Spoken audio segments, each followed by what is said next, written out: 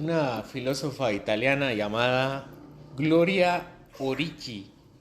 Hace unos años descubrió que en el sur de Italia existía un negocio fraudulento de aceite de oliva adulterado. La empresa mezclaba aceite de avellana con aceite de girasol y vendía esta mezcla bajo la etiqueta de aceite de oliva extra virgen. Pues espero que haya sido un poquito, que se entienda cuál es el propósito de esta pequeña introducción o de la situación que estaba aquí, ¿no? El aceite de avellana y el aceite de girasol son mucho más baratos que el aceite de oliva extra virgen.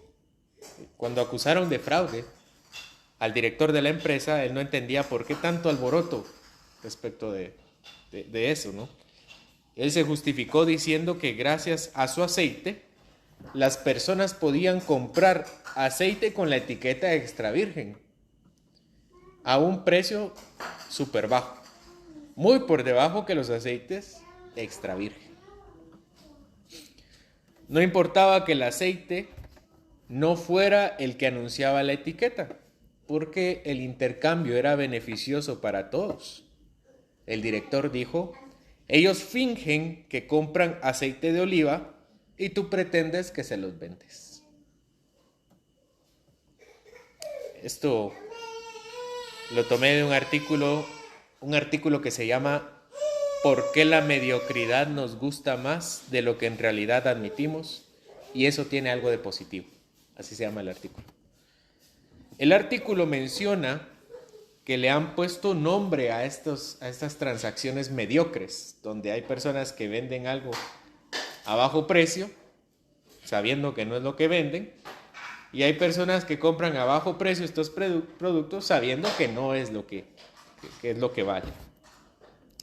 Pues este término este término es utilizado para estas transacciones, que es la caconomía.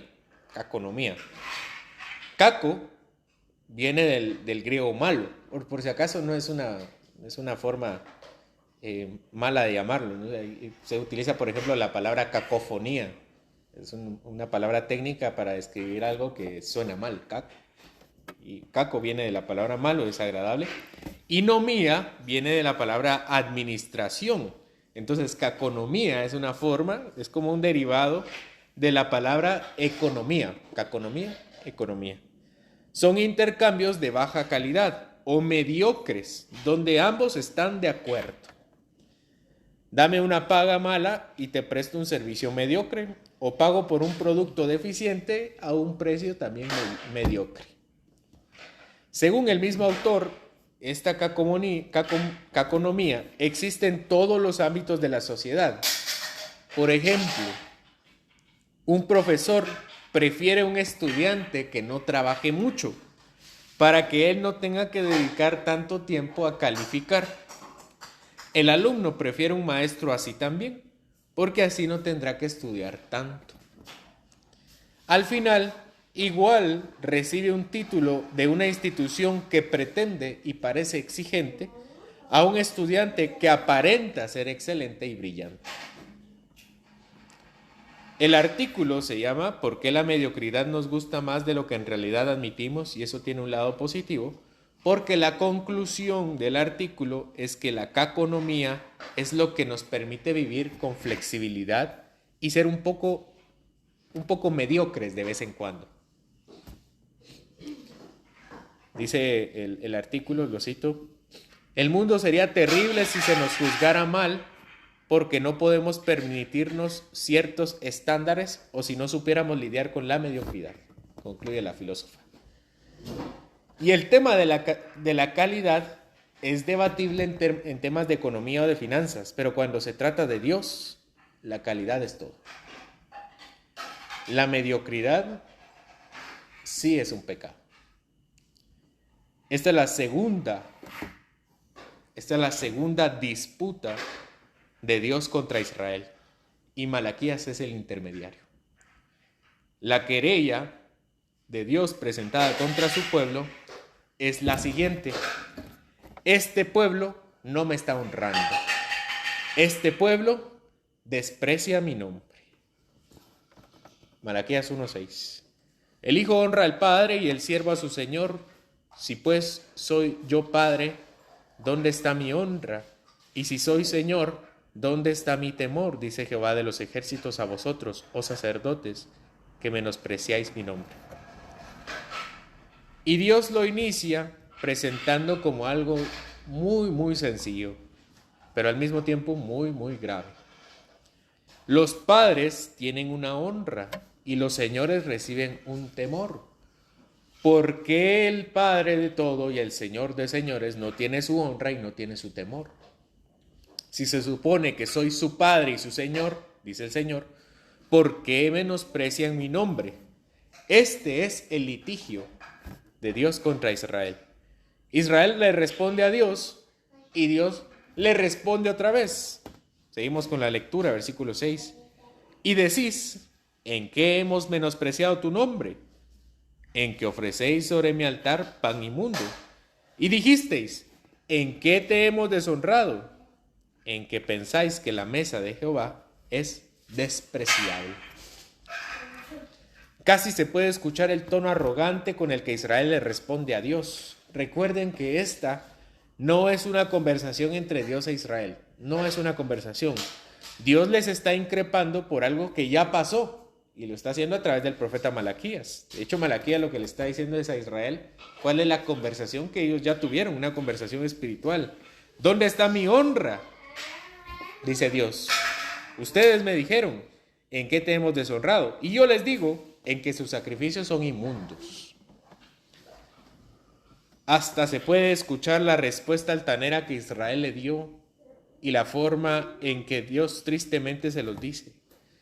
Y como una nota teológica, Dios es impasible, es decir, Dios no cambia, Dios no tiene emociones, Él no se pone triste ni alegre, Dios es siempre bienaventurado, pero este es algo que se llama antropomorfismo, que es una forma en el que Dios de la Biblia se expresa para que nosotros podamos entenderle. Y el tono de expresión aquí es un reproche, es un tono más que triste, tal vez un poco molesto. ¿Dónde está mi honra? ¿Se atreven a cuestionar cuando los regaño? Más cuando sus acciones son claramente de deshonra. Ofrecen en mi altar pan inmundo y desprecian mi mesa. La adoración a Dios es algo muy delicado. La adoración a Dios es la máxima expresión del hombre acercándose a su Señor. Y el alegato va principalmente contra los sacerdotes, principales directores de la adoración. Ellos de primera mano deberían conocer cuál fue el primer castigo relacionado con la adoración defectuosa y mediocre. En Levítico 10. Acompáñenme a Levítico 10, versículo 1.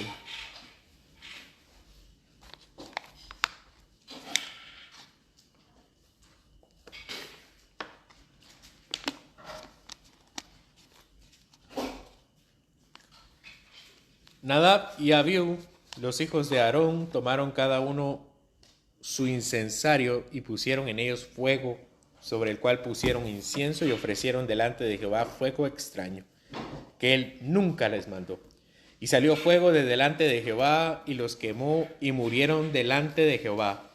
Entonces dijo Moisés a Aarón, esto es lo que habló Jehová diciendo, en los que a mí se acercan me santificaré y en presencia de todo el pueblo seré glorificado. Los sacerdotes sabían de primera mano cuál fue el primer castigo relacionado con la mediocridad de la adoración pública. Y si pensamos por un momento que este Dios celoso de su nombre ya no es así porque estamos en el nuevo pacto, pecamos también de ignorar las mismas escrituras que los sacerdotes, porque tenemos el ejemplo de Ananías y Zafira, que intentaron engañar al Espíritu Santo trayendo una ofrenda por un monto mentiroso y cayeron fulminados. O tenemos también el ejemplo de los cristianos que se acercaron a tomar la Santa Cena indignamente y murieron. El mismo libro de Levítico 21 regía y establecía cuál era la forma en que debían presentarse las ofrendas encendidas y el pan que sería para los sacerdotes. Dios había prohibido trabajar a los sacerdotes porque de ellos era la mesa que tenía la comida que ellos debían comer.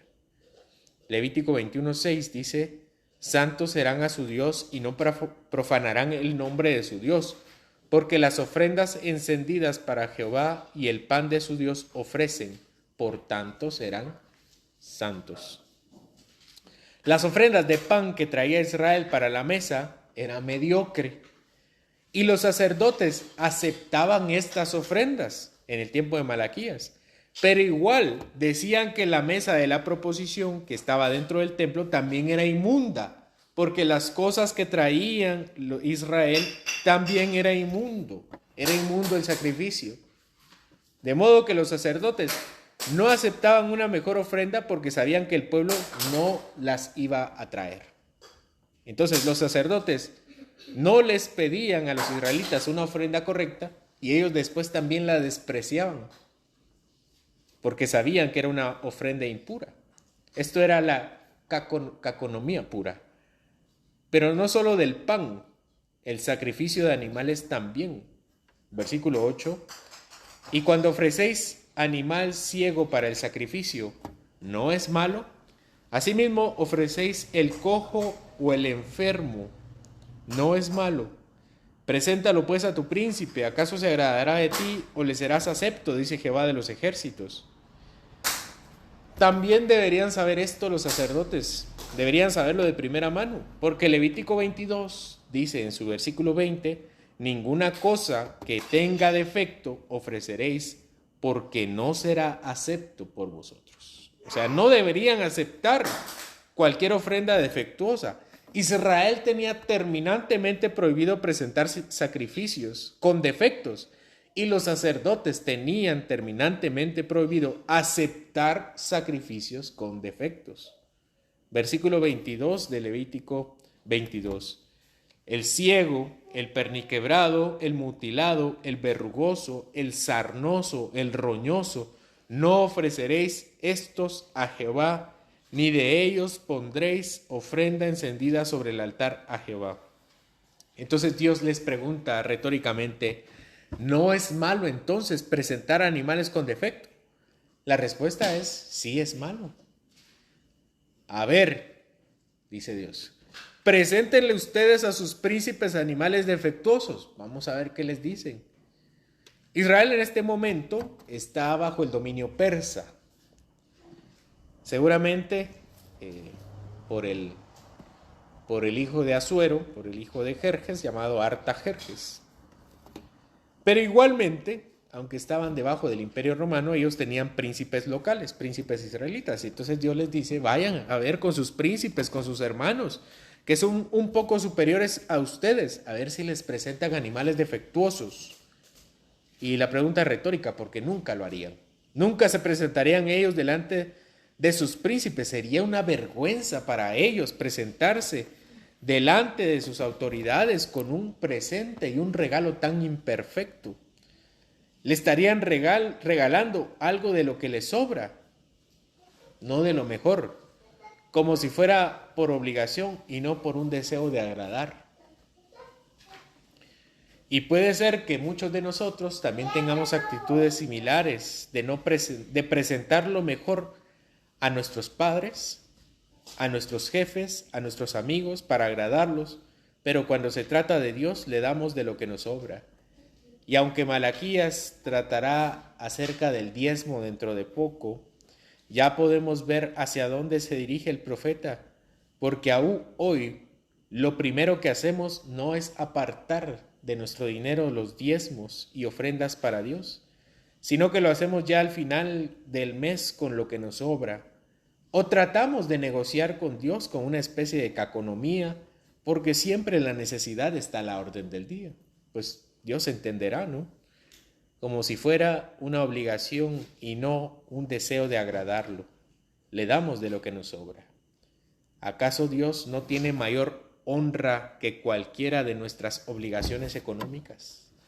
Aún nuestro servicio a Dios y el servicio que le damos a su reino es defectuoso y mediocre.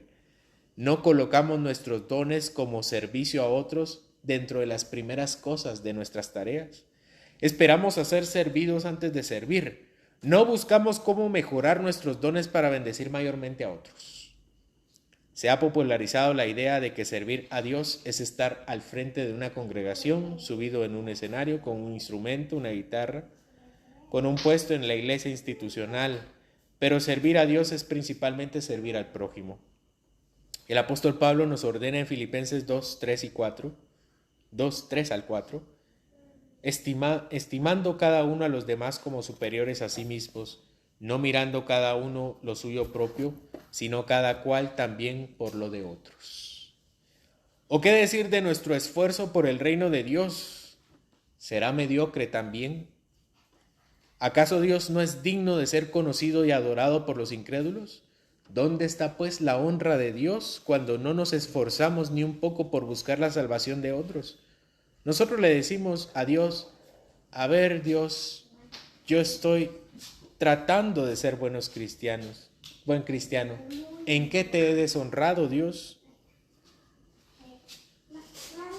Dios nos dice, mira tu vida de servicio y de adoración y respóndete a ti mismo. Nosotros hoy no necesitamos un nuevo profeta Malaquías porque tenemos ya sus palabras una vez dichas. ¿Y qué decir de nuestra adoración privada, familiar y pública? ¿Estamos demasiado ocupados para adorar a Dios privadamente o en familia? ¿Son nuestras obligaciones más importantes que tomar el tiempo para exaltar el nombre de Dios? ¿O qué decir del culto público? Venimos domingo a domingo, pero ¿cómo está nuestro corazón? ¿Se entrega por completo en los cánticos? ¿Nuestra atención está por entero en su palabra? ¿Nuestras oraciones son un espíritu derramado? Tú nos dices hoy, Dios nos dice hoy, no me han honrado como Padre y como Señor. No respondamos nosotros abusivamente como lo hizo Israel. Seamos humildes, bajemos nuestra cabeza y pidamos perdón a Dios, pero corrijamos también nuestra vida. Versículo 9. Ahora pues, orad por el favor de Dios para que tenga piedad de nosotros. Pero, ¿cómo podéis agradarle si hacéis estas cosas? Dice Jehová de los ejércitos. ¿Quién también hay de vosotros que cierre las puertas o alumbre mi altar de balde? Yo no tengo complacencia en vosotros, dice Jehová de los ejércitos, ni de vuestra mano aceptaré ofrenda. Vean que Dios a través del profeta habla acerca de orar. El profeta en una pregunta retórica dice, cierren las puertas del templo, dejen de alumbrar el altar de balde. Dios no se agrada de ustedes, Dios no recibe su ofrenda. Dejen los ritos que están de más hasta que clamen y arreglen su vida. Pidamos a Dios que nos perdone porque lo hemos olvidado, hemos deshonrado su nombre y lo hemos puesto en segundo lugar de nuestra vida. En segundo lugar, en el mejor de los casos, a veces en tercero o cuarto y a veces ni siquiera está en el cuadro de honor. Malaquías nos invita a arrepentirnos completamente. Un arrepentimiento de boca, de mente, pero también de acciones. ¿Cómo podéis agradarle si hacéis estas cosas? Dice Malaquías. ¿Cómo podremos recibir misericordia y perdón si no nos volvemos de nuestros malos caminos, si nuestra vida sigue igual?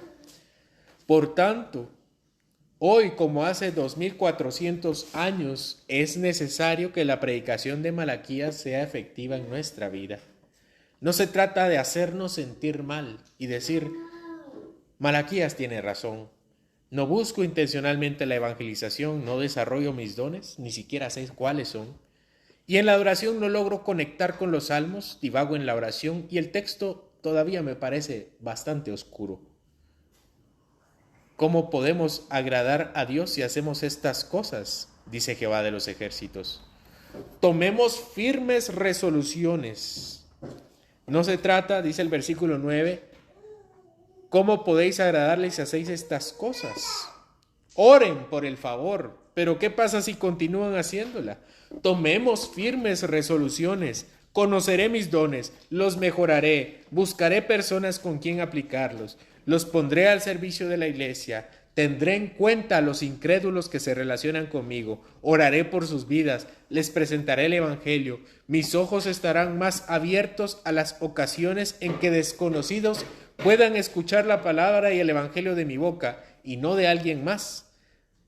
Leeré los salmos con detenimiento, los contaré, los conectaré con mi vida, me los apropiaré, leeré el texto del sermón con anterioridad, trataré de comprenderlo antes del culto y oraré por las almas de mis hermanos. No se trata solo de orar, de acuerdo con el profeta Malaquías. Dios no se va a agradar de nosotros si seguimos haciendo las mismas cosas, aunque clamemos. Para que Dios me pregunte, ¿en qué me has honrado? Entonces yo pueda decirle con humildad de corazón, aquí está mi vida y mi corazón. Mi vida es un sacrificio vivo delante de ti. Te entrego mi culto racional. Alzo mi corazón y mis manos al Dios de los cielos. Pongo mis dones a tu servicio y mi boca a la proclamación del nombre de Jesús, quien nos ha llevado al Padre y quien es Señor de señores. Para que podamos abrir nuevamente las puertas del altar en Cristo Jesús. Porque ya no hay necesidad de templo ni de sacrificios, porque Cristo es nuestro altar y nuestro cordero. Y como dijo Salomón, cualquiera que mirare al templo para orar, Dios lo escuchará.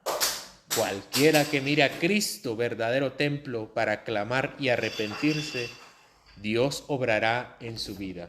Versículo 11. Porque desde donde el sol nace hasta donde se pone, es grande mi nombre entre las naciones, y en todo lugar se ofrece a mi nombre incienso y ofrenda limpia, porque grande es mi nombre entre las naciones, dice Jehová de los ejércitos. Es difícil explicar esta parte, porque dice que desde donde sale el sol hasta donde se oculta hay adoración. En todo lugar hay adoración, pero en todo lugar no estaba el templo. Entre las naciones hay adoración. No sabemos si se refiere a los judíos que estaban en las provincias, por ejemplo, a los que estaban en Susa, herederos de Mardoqueo y de Esther, o si se refiere a las naciones gentiles donde también había adoración. Recordemos que Jonás había sido enviado a Nínive siglos antes y sus pobladores se volvieron al Dios verdadero. Abdías fue enviado a Edom y puede ser que también ahí haya habido arrepentimiento. Y en Susa, con Esther y Mardoqueo, muchos gentiles se hicieron judíos por causa de la salvación de Israel. Pero como haya sido en el pasado, también es verdad en el presente. Cristo ha roto las barreras del lugar y la adoración genuina se da en el corazón dispuesto. Abran el templo, alumbren el altar, porque Dios ha puesto su tabernáculo en el hombre para que presentemos sacrificios de alabanza, es decir, el fruto de labios que confiesa su nombre, como dice Hebreos 13:15. Versículos 12 y 13. Y vosotros lo habéis profanado cuando decís, inmunda es la mesa de Jehová, y cuando decís que su alimento es despreciable. Habéis además dicho, oh, qué fastidio es esto, y me despreciáis, dice Jehová de los ejércitos, y trajisteis lo hurtado, o cojo, o enfermo, y presentasteis ofrenda. ¿Aceptaré yo esto de vuestra mano?, dice Jehová. Y Dios resalta el hecho de que los sacerdotes habían menospreciado su mesa llamando despreciable al alimento que se servía en ella. Y el versículo 13 dice que su desprecio había llegado al punto de llamar fastidio al sacrificio. Y hasta la reprensión de Dios los fastidiaba. Su corazón estaba tan alejado de Dios que se había transformado en una piedra. El ritual del sacerdote podía hacer que su mediocridad se tornara en fastidio. Hacer todos los días lo mismo. Recuerden que los sacerdotes sacrificaban todos los días, mañana y tarde. Todos los días mantenían encendidas la vela del templo. Puede ser que todos los días, hacer todos los días lo mismo, hiciera que su calidad de trabajo bajara y deteriorara la entrega de su servicio. Era ya una persona fastidiada. ¿Acaso Dios recibirá esto? Es que a Dios le importa tanto las acciones, la acción como la devoción. Nuestras afecciones siempre deben ser las que provienen del amor a Dios. La segunda disputa de Malaquías que tenemos hoy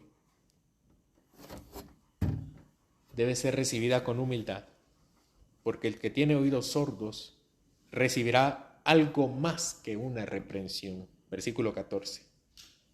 Maldito el que engaña, el que teniendo machos en su rebaño promete y sacrifica a Jehová lo dañado, porque yo soy gran rey, dice Jehová de los ejércitos, y mi nombre es temible entre las naciones.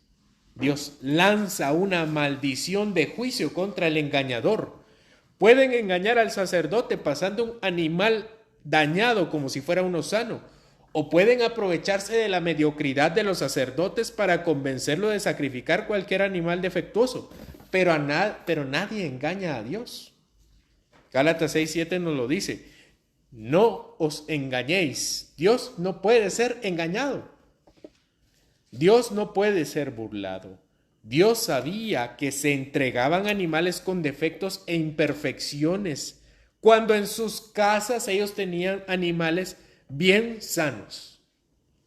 En su casa tenían animales adecuados, machos en su rebaño, y aún así sacrifican lo dañado, lo robado, aquello que no le pertenecía.